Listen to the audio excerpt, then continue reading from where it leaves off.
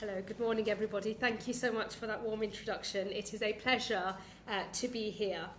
Today we are in Southwark, the home of London's Probation Service, one of the busiest in the country. Here in London, the service supervises more than 36,000 offenders. And every day in this building, there are 1,000 untold stories of how our probation service protects the public and makes our streets safer. I want to talk about the future of our probation service today, but to look to that future, I think we must first look to the past, because it was here in Southwark that the probation service first took root. Over 150 years ago, the Church of England's temperance movement posted a man called George Nelson to Southwark's police court. Nelson was the first of a band of missionaries driven by their faith and strict teetotalism, who gave up their time to help offenders give up the drink. Addiction then, as addiction now, drove much criminal behaviour, and the approach worked. In fact, it worked so well that the courts came to rely on missionaries like Nelson, and a system soon developed where offenders would be released on the condition that they kept in touch with these volunteers. Because what began as a moral cause proved to have a practical purpose. These missionaries led to less crime and fewer victims. As this government might say, they made our streets safer. By the early 20th century, this voluntary service was so greatly valued that it was placed on a statutory footing. The 1907 Probation of Offenders Act established the first formal structure for probation, and the volunteers became professionals. In the years that followed, the service grew. The 1925 Criminal Justice Act paid probation officers a regular wage. By the 1950s, probation's work expanded to offenders on parole. And by the 1980s, the service was focused increasingly on prison releases. Over time, the role developed. Where the early missionaries were focused on crimes driven by addiction, in time, they took responsibility for the management of ever more and ever more complex offenders. Too often overlooked, with our focus invariably falling on the police or on prisons, probation became an indispensable part of a criminal justice system that keeps us safe. It remains so today, now a service that is more than 20,000 strong. And probation officers supervise almost 250,000 offenders, around 3 times the number currently serving time in our prisons. Each year, they oversee more than 4 million hours of community payback. They monitor around 9,000 offenders on a tag at any given moment. They provide sentencing advice to hundreds of courts every single day. And they also provide a vital link to tens of thousands of victims through the victim contact and the victim notification schemes. But while there have been bright moments in the service's past, we must acknowledge the dark days too. In 2010, the axe of austerity swung. Ideology trumped evidence, and probation suffered the consequences. The most devastating blow was dealt in 2014 when the service was split. Part remained in the public sector, managing the highest risk offenders, and the rest was hived off to be run by the private sector, who would supervise those of low and medium risk. Like all bad ideas, the approach was deceptively simple and wrong. So-called community rehabilitation companies would bring the ingenuity of the private sector to solve the problem of reoffending. The rhetoric was of a revolution in how we manage offenders. The reality was far, leaving the service altogether, with the Inspector of Probation declaring a national shortage of probation professionals in 2019. The new companies woefully underperformed. Between 2017 and 2018, just 5 of 37 audits carried out by HMPPS demonstrated that expected standards were being met. In 2019, 8 out of 10 companies inspected received the lowest possible rating, inadequate for supervising offenders. The Chief Inspector called them irredeemably flawed. In Chris Grayling's glittering government career, this was surely the high watermark. For the Probation Service, what followed was a lost decade. Hundreds of millions of pounds of taxpayers' money wasted, and the service labelled inadequate. In 2021, it was finally, rightly, reunified and renationalised. Now, make no mistake, every day across the country, probation staff make this country safer. This was clearly evident in the service's response to the prison capacity crisis. With prisons just days from collapse, this government was forced to introduce an emergency release programme which saw some offenders leave prison a few weeks or months early. The alternative, as I said at the time, did not bear thinking about. We would have been forced to shut the front door of our prisons, an act that would have sent dominoes tumbling through our justice system. Courts unable to hold trials, police forced to halt arrests, and the eventual path to a total breakdown of law and order. In making that decision, I knew the Probation Service would have to carry an even heavier load. They would have to put in place plans for the safe release of prisoners in just a few weeks. I tried to give them as much time as I possibly could in order to prepare. Unlike the previous government's emergency release measure, the end of custody supervised licence, which released 10,000 offenders with little warning, ours had an 8-week implementation period. It wasn't long to prepare, but the Probation Service used it with great skill. But now is also a moment to be honest about the challenges that the service faces. And the simple fact is this: the service this government inherited was burdened with a workload that was, quite simply, impossible. There was a fundamental dishonesty at play, a confidence trick, a pretense that offenders would receive supervision, which was, in fact, impossible to deliver. When we took office, we discovered that orders handed out by courts were not taking place. In the 3 years to March 2024, around 13,000 accredited programmes, a type of rehabilitative course, did not happen. They did not happen, and the previous government always knew that they could not happen.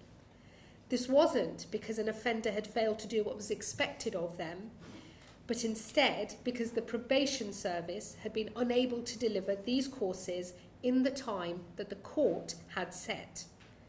And this problem wasn't new. It had been years in the making.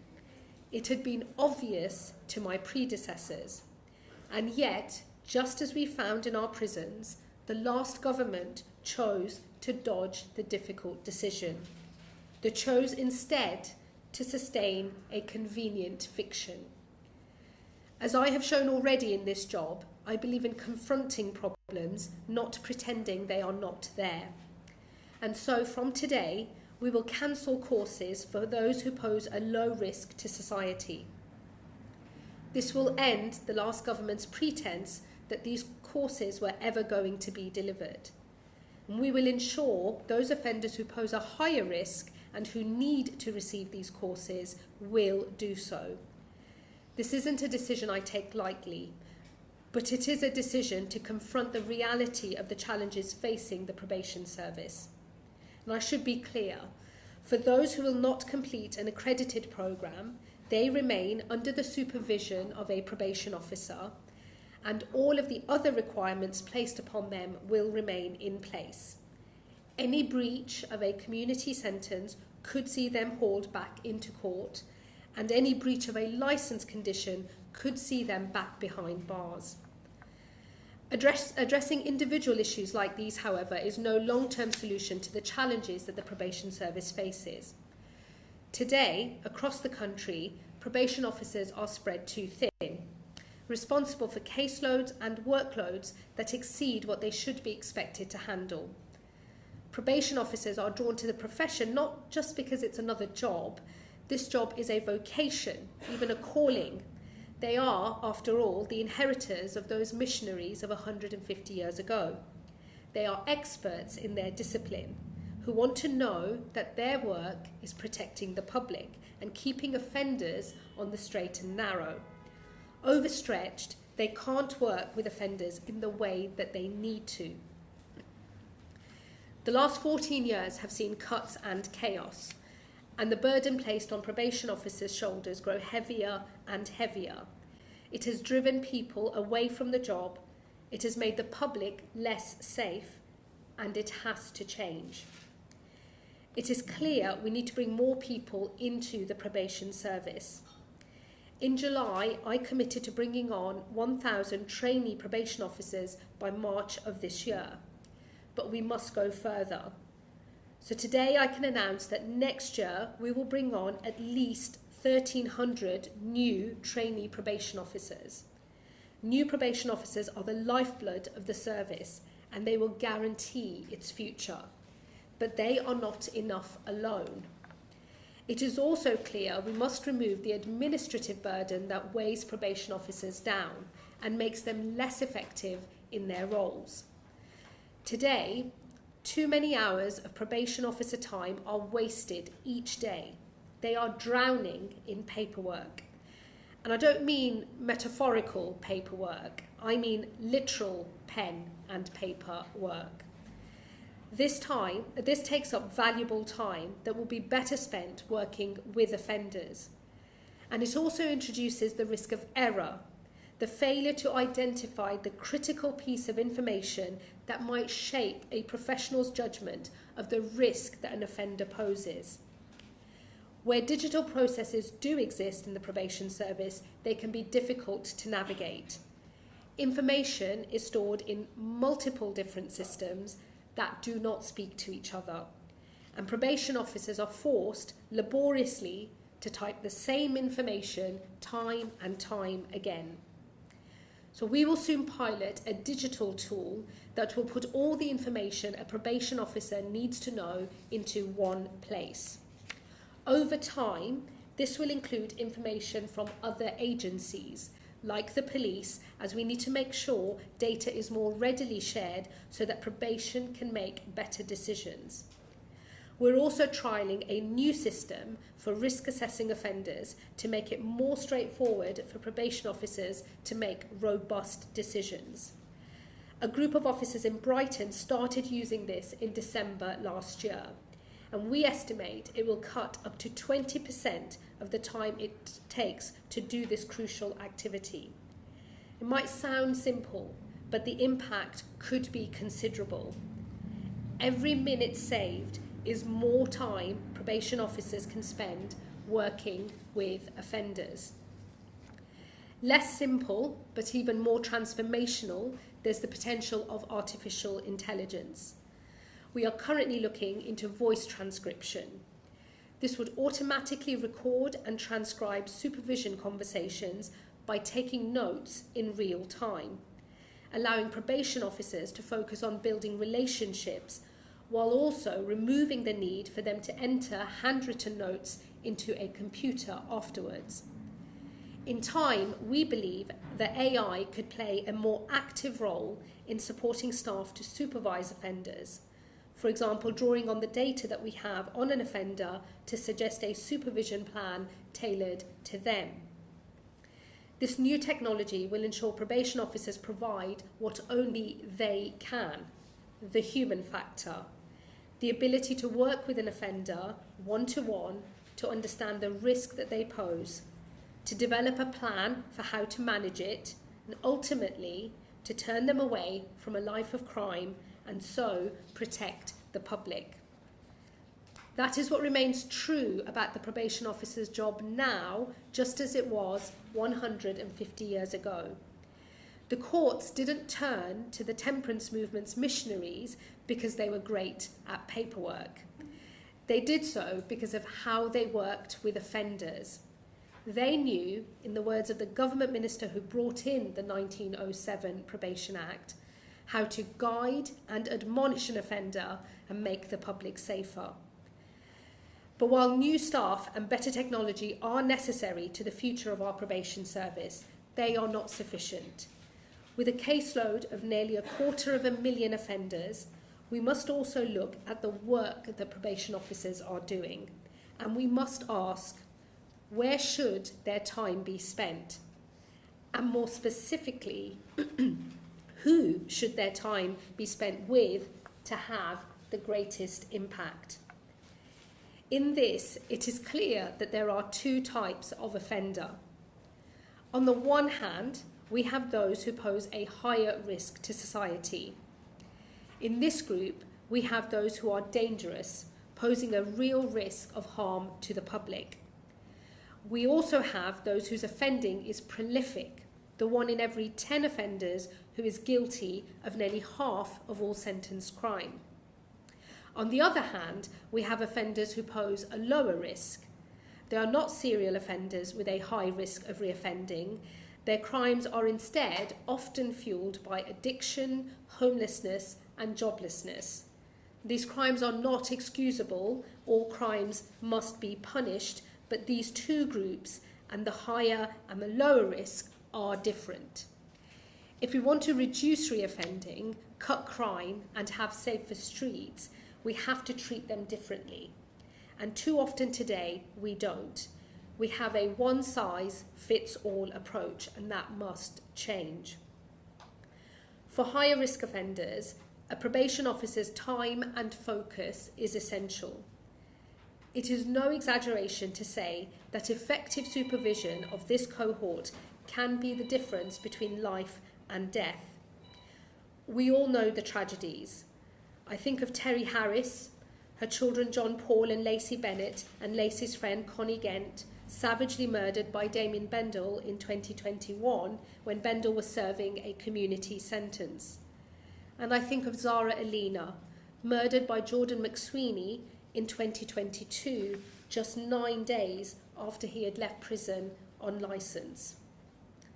We will never be able to stop every tragedy, but we have to stop more. And there are improvements that we can and must make to the processes probation officers follow and the technology they use. We have introduced new training to better identify risk. New digital tools, as I have mentioned already, will draw together the critical pieces of information from partner organisations like the police. But the vital ingredient is time. The time of a professional probation officer devoted to identifying the risk an offender poses, creating a plan to manage it, and supervising closely that offender to ensure they do not deviate from it. That is the human factor that only a probation officer can provide. If probation officers are to have this valuable time with these offenders, we must be more efficient with the time they devote to lower risk offenders. At the very end of their time in office, and better late than never, the last government finally began to move things in the right direction. Announced just before the election campaign and fully implemented just days before we took office, my predecessor introduced a policy called Probation Reset. This saw supervision of lower risk offenders end after 2/3 of their licence period. This was a step in the right direction. The interventions that work best with lower risk offenders are not necessarily those provided by probation officers. So that is where we must now direct the attention of their supervision. We need to get these offenders off drugs and booze. Reoffending rates are 19 points lower when an offender completes a drug treatment programme. We need to ensure they have a roof over their heads. Reoffending rates double for those who are released homeless. And finally, we need to get them working. Reoffending rates are up to 9 points lower when an offender is employed. The Probation Service has a role to play here, but their unique value is in referring offenders to the intervention that is required to address the cause of their offending. And so today I can announce that we will build on the work of Reset. This government will focus the Probation Service on the interventions that have the greater impact. For lower risk of offenders, we will task probation officers with providing a swifter intervention. They will spend more time with an offender immediately after their release. First, assessing the root causes of an offender's crime, then referring them to the services that will address that behaviour, which could be education, training, drug treatment, or accommodation. Delivered by the Probation Service, our partners across government, and through the brilliant work done by the voluntary sector. Once offenders are following that direction, as long as the offender stays on the straight and narrow, we must then focus probation officers' time more effectively. That means more time spent with the offenders who pose the greater risk. More time with offenders who pose a risk of a serious and violent further offence, and more time with offenders whose prolific offending causes so much social and economic damage to local communities. That is how we will reduce reoffending, that is how we will cut crime, and that is how we will make our streets safer. These measures are necessary today, but they will be even more important in the months and years to come. David Gauke's independent review of sentencing will report soon. He has been asked to ensure that we never run out of prison places again. There is no doubt that this will increase pressure on probation. As I made clear when I announced the review, I have asked David to consider how we make more use of punishment outside of prison.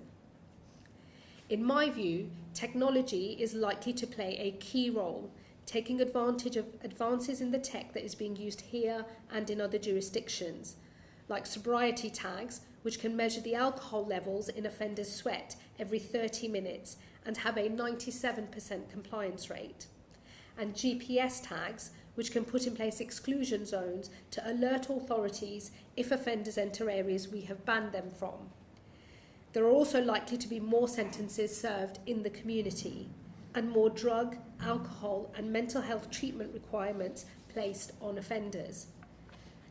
These are the tools that must be at the judiciary's disposal to deal with criminals. And judges must have trust and confidence that the Probation Service can deliver them. The changes I have announced today are about support for the Probation Service, 1,300 new trainee probation officers, new technology to lighten the administrative burden, and a new focus of their time on where it has the greatest impact. Today, I have set out what I think the future direction of the Probation Service must be. And I think we must finally consider the alternative. What would happen if we allowed probation to carry on as it is?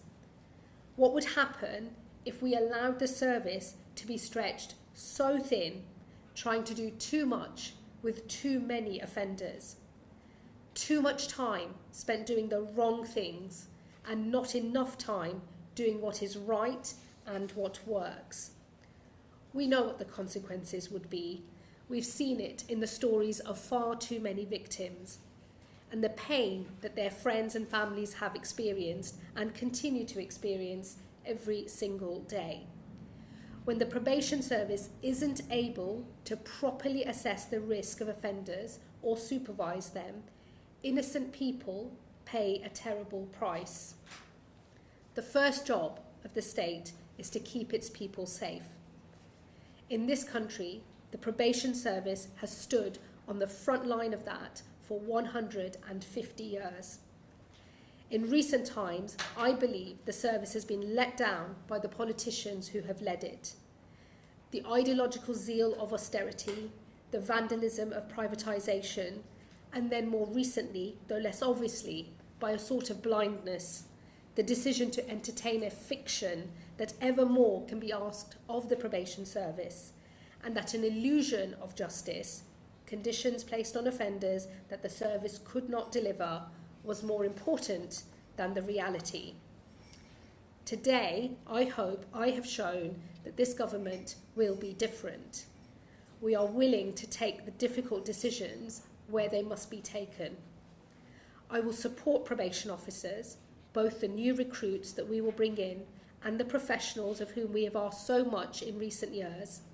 While they are professionals these days and experts in their field, they are drawn to the profession by the same desire that called to those missionaries 150 years ago, to encourage offenders to turn their backs on crime and to make our streets and the public safer. To fulfill that purpose now, we must do things differently, and that begins today. Thank you very much, everyone.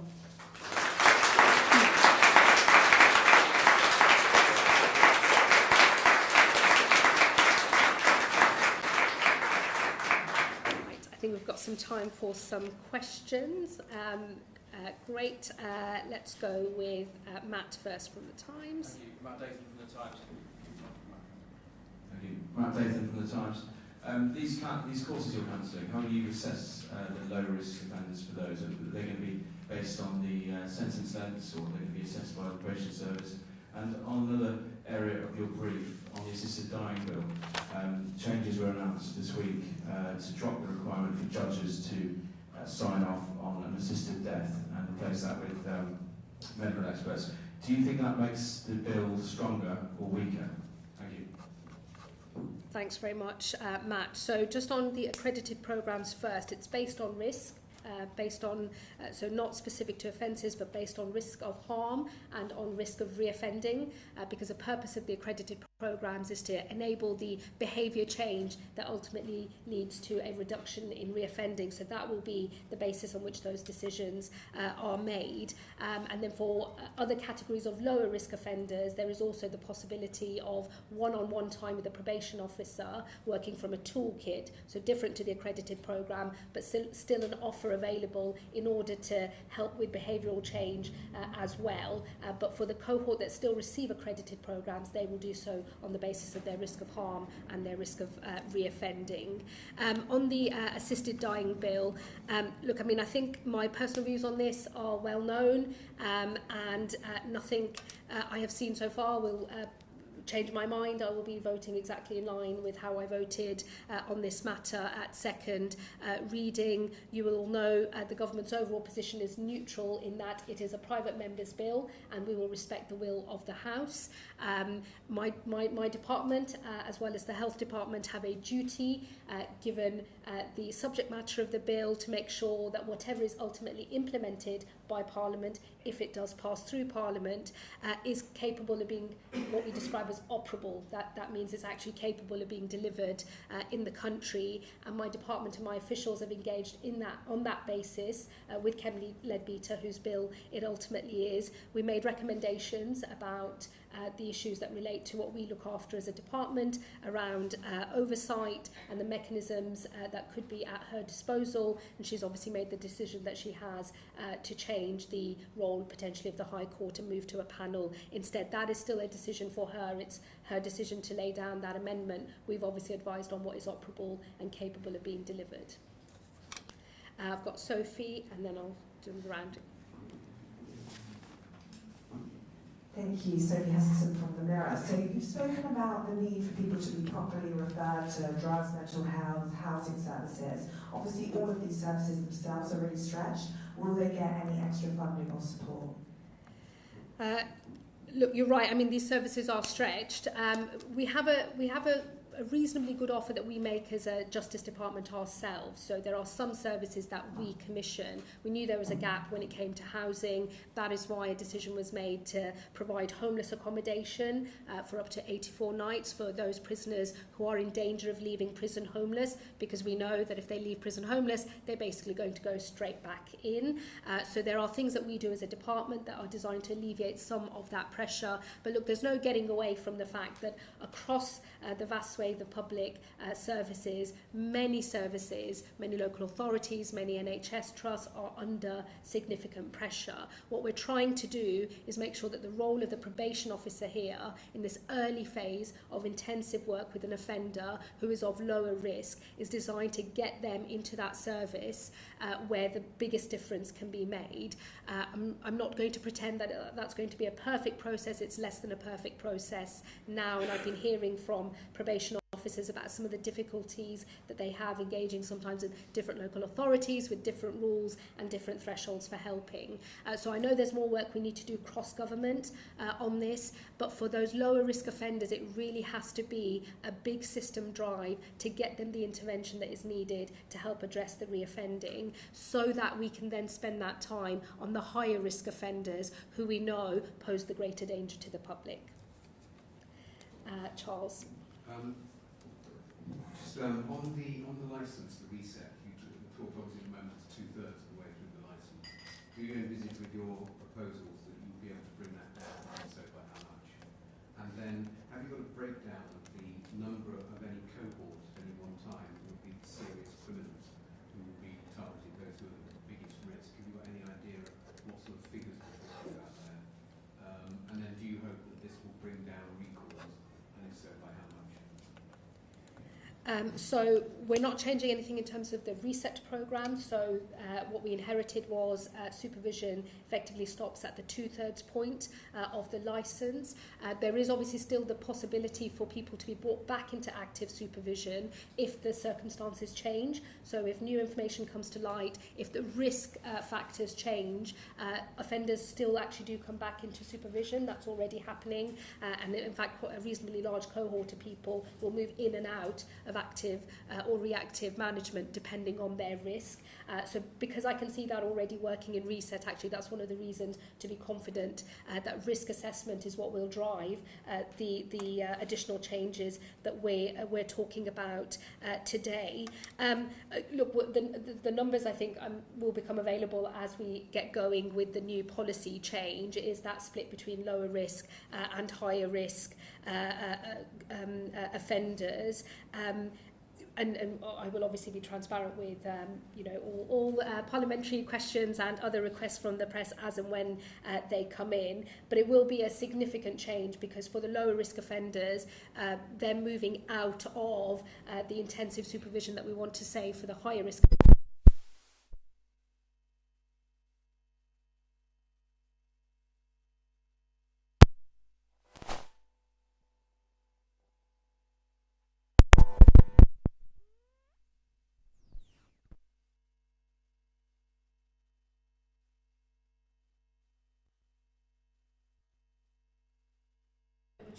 Recalls. Yes, on recall, sorry, forgive me. I mean, obviously, the rates of recall are particularly high, as I've noted before. It is a feature of the system where a probation officer's judgment is that somebody has to be recalled. That's what they have to do. But clearly, the increase in the size of the recall population is very significant. You'll know that I've asked NCORG specifically to look at the use of recall and how that's working as part of his sentencing review. But I also think that with this shift of making sure that time and probation officers' time and attention is for higher risk offenders and more pivoted towards those interventions, I would hope that might bring down the rates of recall as well. Because again, once you've got that time with an offender, you can really focus on their risk, on the plan, whether they're sticking to the plan to manage their risk, and actually in a way that should stop an individual from spiralling into the sorts of behaviour that ultimately leads to a recall as well. It's difficult at the outset to put a number on that, but I think it's a shift in how probation officers use their most precious resource, which is their time, and I think it should have good effects when it comes to recall rates and also the management of the highest risk offenders as well as it gets in. Molly. Thank you. Molly, I actually did want to ask you about recalls. You've talked a lot about reoffending.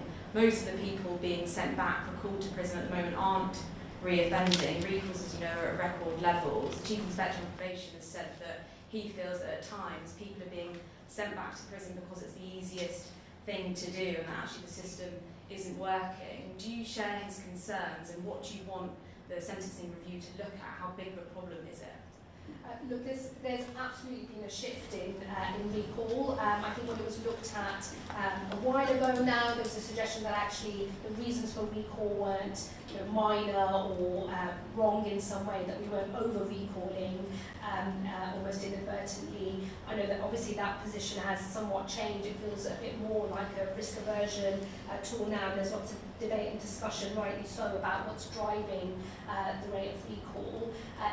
I guess I always start from the fact that recalls are a feature of the system and they will remain as part of how we manage offenders in the community. So David Gork is looking into the way we use recall and how that interplays with the sentence as part of the sentencing review. And we will obviously look at his recommendations very, very carefully. But I do hope that the changes we're announcing today, by getting the shift in time and the focus of time for probation officers onto those higher risk offenders, should ultimately lead to fewer recalls, because they get more time to engage with the person, they get more time to put in place the interventions that are needed to stop that individual from spiralling, from missing appointments. They're just able to bring that human factor to the table more often, get to know the offender who's in front of them, and ultimately I think that will have a cultural shift in terms of how recall is used.